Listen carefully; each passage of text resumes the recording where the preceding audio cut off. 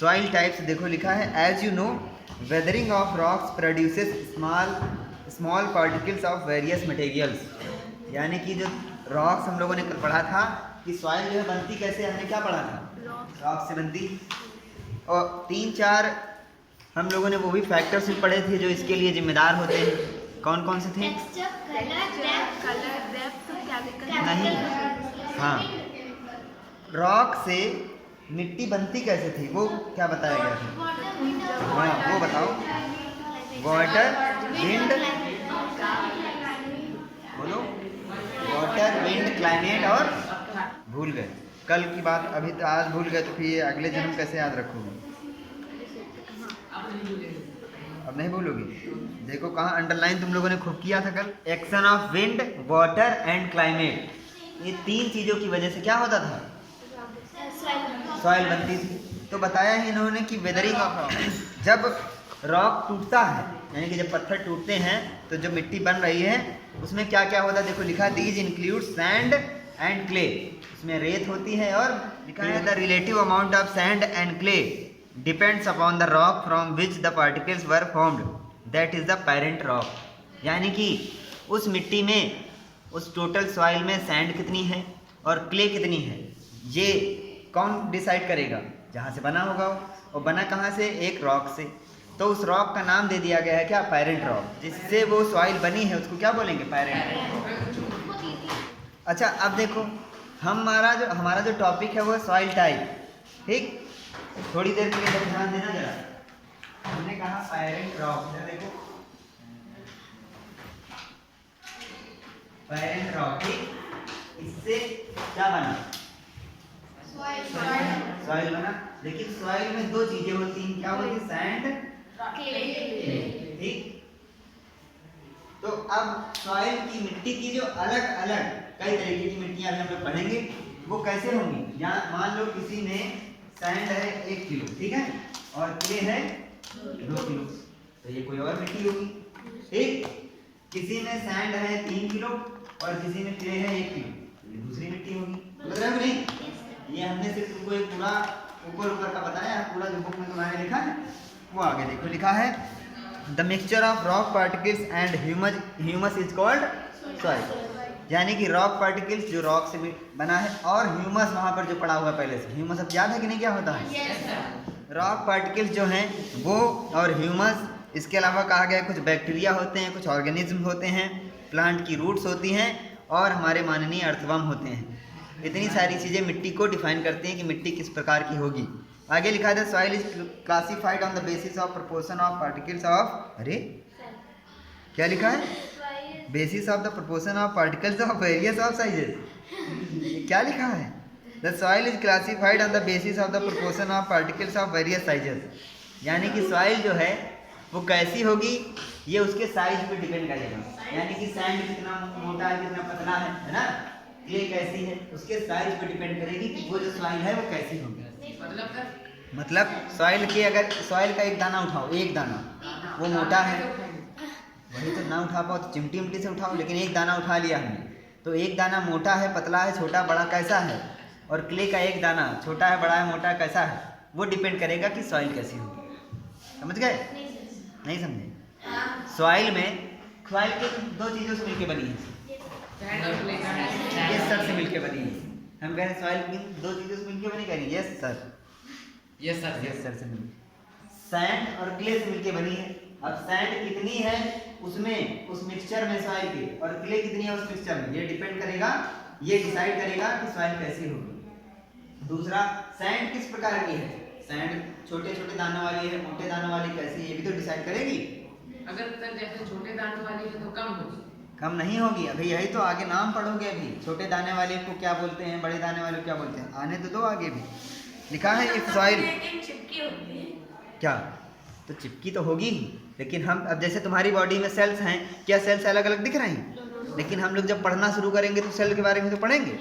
तो फिर आगे लिखा है soil contains greater proportion of big particles. देखो बता दिया है, अगर सॉइल में बड़े बड़े पार्टिकल्स ज़्यादा मात्रा में हैं तो हम उसको क्या कहेंगे, बोलो, Sandy soil. If the proportion of fine particles, यानी कि छोटे छोटे दानों की जो है मात्रा ज़्यादा है बड़े वालों के कंपेरिजन में, तब हम उसको क्या कहेंगे? Clayey soil. क्या बोलेंगे? If the amount of large and fine particles about the same, लगभग सेम हो, ठीक है, then the soil is called loamy. क्या बोलेंगे? लोमी। हो गया क्लियर एकदम? अगर बड़े पार्टिकल ज्यादा हैं तो क्या बोलेंगे? छोटे पार्टिकल ज्यादा हैं तो अगर लगभग बराबर हैं तो मजा आया? आगे देखो लिखा, thus the soil can be classified as sandy, clayey and loamy. बोलो ऐसे ही, फेड आउट करते हो, बोलो एकदम फेड आउट करते हो, पहले तेज बोलो फिर धीरे धीरे volume down. Thus the soil is classified as,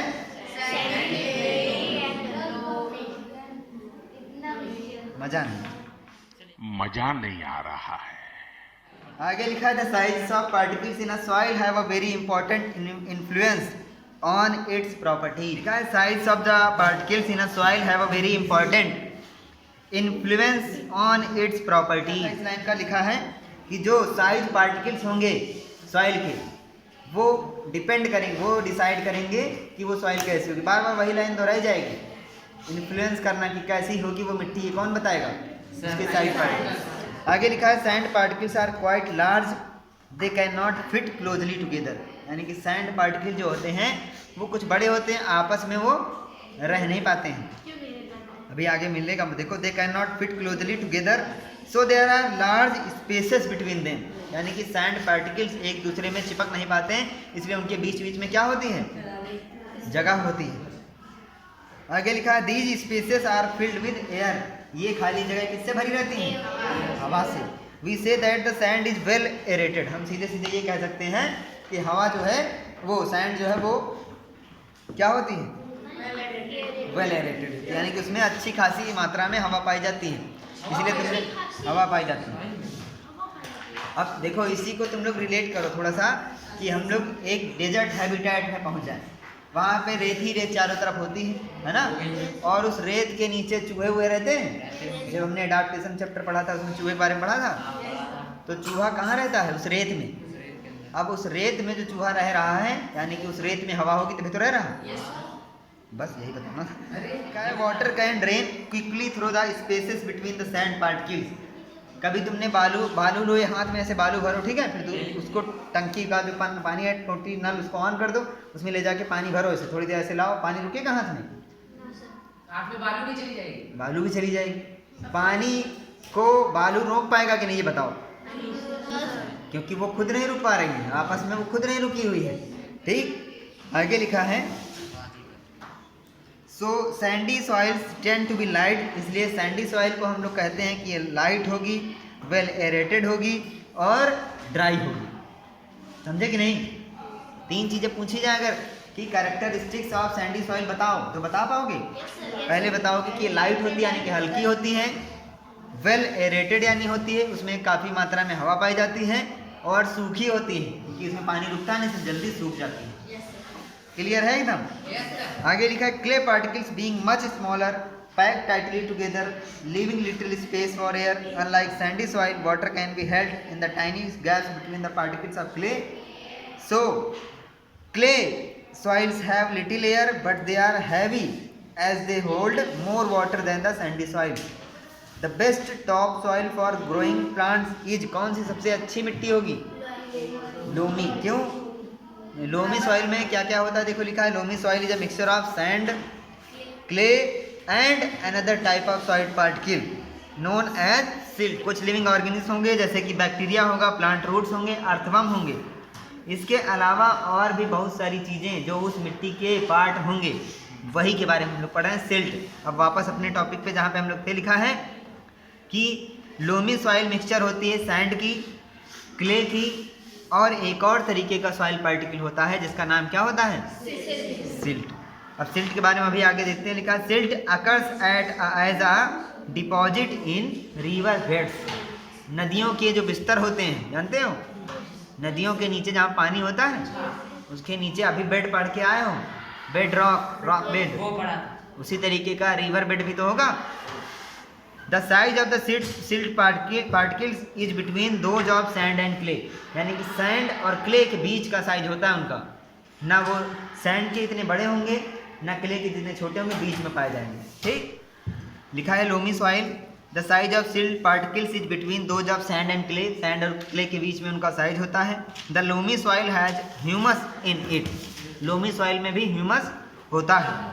it has the right water holding capacity for the growth of plants, यानी कि लोमी मिट्टी जो होती है, लोमी सॉइल जो होती है उसमें मिट्टी पानी रोकने की क्षमता बहुत बढ़िया होती है, मतलब कि ज़्यादा भी पानी नहीं रोकती है और कम भी नहीं रोकती।